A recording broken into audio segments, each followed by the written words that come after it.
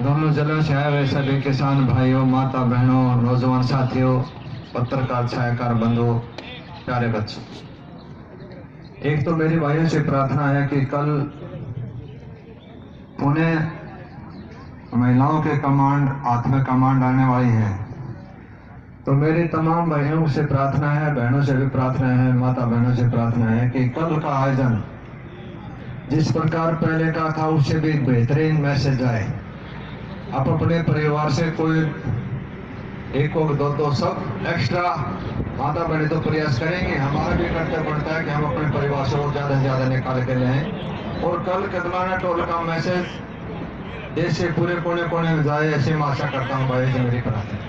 तो हमारा तो कल से सेंसर हो जाएगा, उसमें शामिल होना है और इस मुद्दे पर, इस किसानी मुद्दे के ऊपर कोशिश करेंगे अपनी तरफ से, रिजल्ट देने की कोशिश करेंगे भाइयों।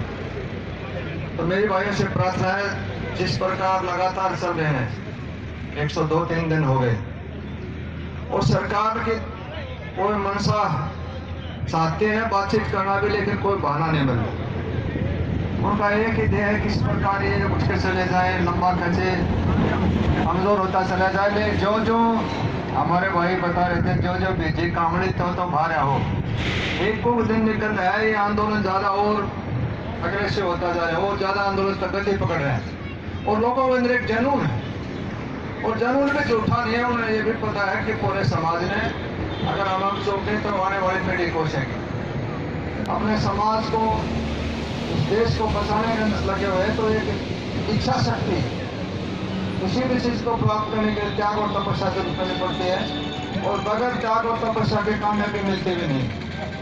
और जिसके भी जितने भी दुनिया के अंदर महापुरुष है, हमारे कमल भाई साहब बता रहे थे, ब्रह्म ज्ञान की बात जो सुना रहे थे, दुनिया में ठोकर से सौदा होता है उल्टा। हम सब थे उसमें, मोदी जी की जय नकार, छोटे छोटे बच्चे थे और एक बड़ी बड़ी रैलियों में बड़े बड़े लाखों आदमी इकट्ठे होते थे, सब जयकारा करते थे, मोदी जी मोदी मोदी मोदी। लेकिन एक विश्वास टूट जाता है तो विश्वास टूटने बाद दोबारा आशा लगती है। ठोकर से ज्ञान होता है। ठोकर लगी थी महात्मा बुद्ध को, ठोकर लगी थी जितने भी महापुरुष हैं, रैदास, तुलसीदास, गरीबदास, महावीर जैन, परशुराम, वाल्मीकि, महर्षि दयान, राजा हरिश्चंद्र, जितने भी महापुरुषों के ठोकर लगे, ठोकर से ज्ञान हुआ। ठोकर से ज्ञान लगने के बाद में अहंकार टूट गया, ज्ञानता टूट गई और आदमी वो तत्व ज्ञान विकसित होगा जिसका सारा सौदा ही झूठा जमना चल रहा है। और मैं तो ये भी कहना चाहता हूँ, मोदी जी भी उसी चक्कर में फंस गए। ये आदमी का खत्म होने का कोई ना कोई कारण बनता है।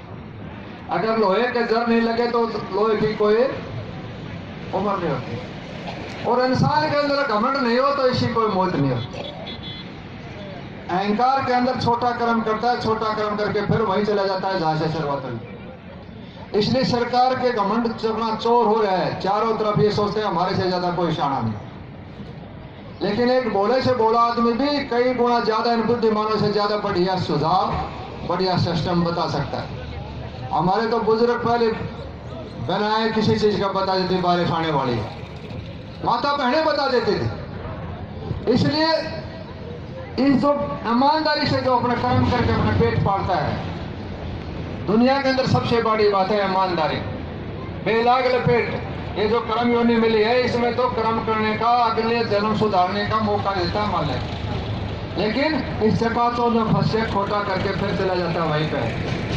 थोड़ा सा पैसा होते ही सोचता मेरे से बड़ा कोई साहूकार नहीं, थोड़ा सा ज्ञान होते ही सोचता है मेरे से बड़ा कोई ज्ञानी नहीं, थोड़ा सा पद मिलते ही सोचता है कि दादागिरी मेरी संस्कृति मेरी राज करते रहे, दूसरा कोई नंबर ना है। यह ज्ञानता है।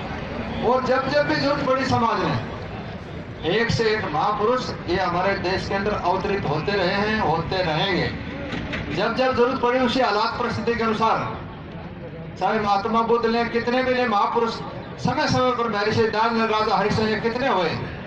इसी प्रकार अभी भी इसी किसान आंदोलन के दौरान जिस प्रकार पिछले कांग्रेस के राज में भ्रष्टाचार का मुद्दा उठा के अन्ना हजारे आए और उसका फायदा केजरीवाल ने उठाया और केजरीवाल तीसरी बार दिल्ली का मुख्यमंत्री बना और हर बार जीत रहे। उसने जो तत्व ज्ञान था समाज के भलाई का, और वहां दिल्ली के अंदर मैं किसी की बड़ाई करने वाली बात नहीं कर रहा हूं, वहां स्कूल और हॉस्पिटल जाके दिल्ली में देखें, गरीब जनता की सेवा उसने जो करके लोगों का दिल जीता।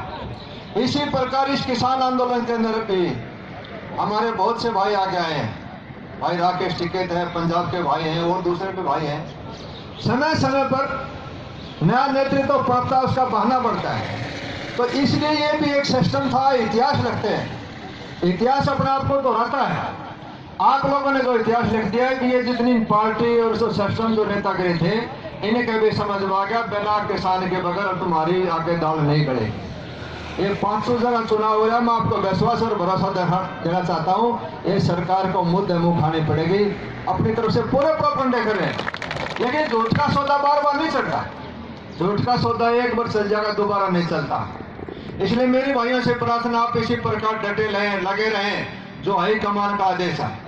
कोशिश करते हैं इनके अंदर सरकार की कोई किसी भी मामले में कामयाब नहीं मिली। जाति पाति का जहर घोलने की कोशिश करी, क्षेत्र का जहर घोलने की कोशिश करी, धर्म जाति के जहर घोलने की कोशिश करी, खाप और समाज को अलग करने की कोशिश करी।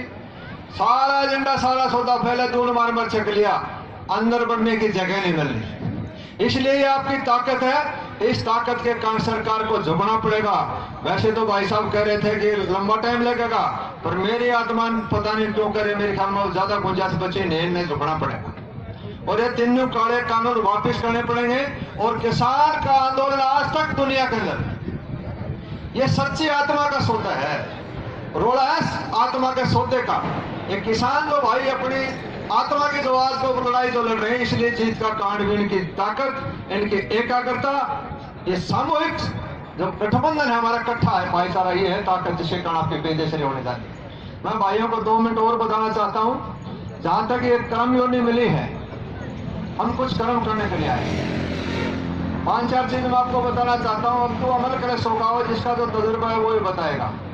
शराबी आदमी को पता है शराब का क्या नशा है, बंदर को नहीं पता अदरक का क्या स्वाद। इसलिए हमने तो राबड़ी भी तो राबड़ी का स्वाद बता सकते। इसलिए जिसका जो तजुर्बा है, इस भक्ति का सबसे पहले आदमी के अंदर दया होनी। जिस आदमी के दया नहीं वो समझो अमान है। और मोदी जी की ये बात लागू थी, उसने दया होनी चाहिए थी, लेकिन जो अपने सिद्धांत और प्रिंसिपल उनको सबको छोड़ दिया, इसलिए उसकी विनाश का कारण जो बुद्धि भ्रष्ट होती है, इसलिए आदमी नीचे जाता है। उसके बाद 24 खाई है ये हमारे ऋषि मुनि संतों ने बताई। और आदमी जब इसी लाइन में जाता है तो उसी चीज का ज्ञान होता चला जाता है। मेर ते रू रात लाग लपेट आशा तृष्णा ममता मोह ममता राग द्वेष, ये सारी विकार है जो आदमी को हरी खोद रखे उसके अंदर चला जाता है। कहीं मोह में फंस जाता है, कहीं लालच में फंस जाता है, कहीं राग में, कहीं द्वेष में। इसलिए उनसे छोड़ के उनको भी ध्यान रखना, हमने अपने कर्तव्य को निर्वाह भी करना। जिस प्रकार हमारी माता बहनें सिर के ऊपर मटका धर लेते हैं, 2-2 3-3 दो कर धर लेते हैं, बात करती रहते हैं, मटके का हाथ लगाती लेकिन मटका नहीं करता, क्योंकि ध्यान उनकी बात करती है लेकिन सूरत उनकी मटके के अंदर है। जिस प्रकार मणिधारी सांप मणि को छोड़ के जंगल में चला जाता है, कई किलोमीटर दूर चला जाता है, लेकिन उसका ध्यान उस मणि के अंदर रहता है। जिस प्रकार गाय अपने बछड़े को छोड़कर जंगल में चली जाती है, घास चरती है, अपना पेट भरती है, लेकिन उसकी सूरत उस फूटते बंधे हुए बछड़े के अंदर है। इसलिए हमने अपने कर्तव्य का निर्वाह भी करना है, हमने अपनी ड्यूटी भी बजानी है, हमने अपने बच्चों को भी पालना है। गृहस्थ आश्रम से बड़ा कोई आश्रम नहीं, लेकिन हमारी सूरत 24 घंटा उस भगवान के अंदर लोग जरूर रहने चाहिए, तार नहीं हटना चाहिए कि हम किसी को ताकत है जो हमारे को देख ले। कोई कारण था जिसके कारण हम यहाँ आए, टोल पे बैठे वैसे नहीं बैठे, ये जनों के संस्कार के कारण बैठे हैं। इसलिए 3 चीज जिसके याद है, जिसके अपनी मौत याद है, जिसके भगवान याद है और जिसका अपना कर्तव्य याद है। मेरे समाज के प्रति मेरा कर्तव्य क्या है, मेरे बच्चों के प्रति मेरा कर्तव्य क्या है, मेरे देश के प्रति मेरा कर्तव्य क्या है, मेरे धर्म के प्रति मेरा कर्तव्य क्या है। ये तीनों चीज याद करने वाला गलत काम कर ही नहीं सकता। गलत आदमी जब काम करता है जब सोचता है तेरी न्यू पे बैठी रहेगी, अपना नोटा में लुट्टी जार मौज मस्ती मारी जैसे ताल्लुक कर ले, लेकिन उनको नहीं पता लास्ट में इनका सौदा क्या होना जाना है।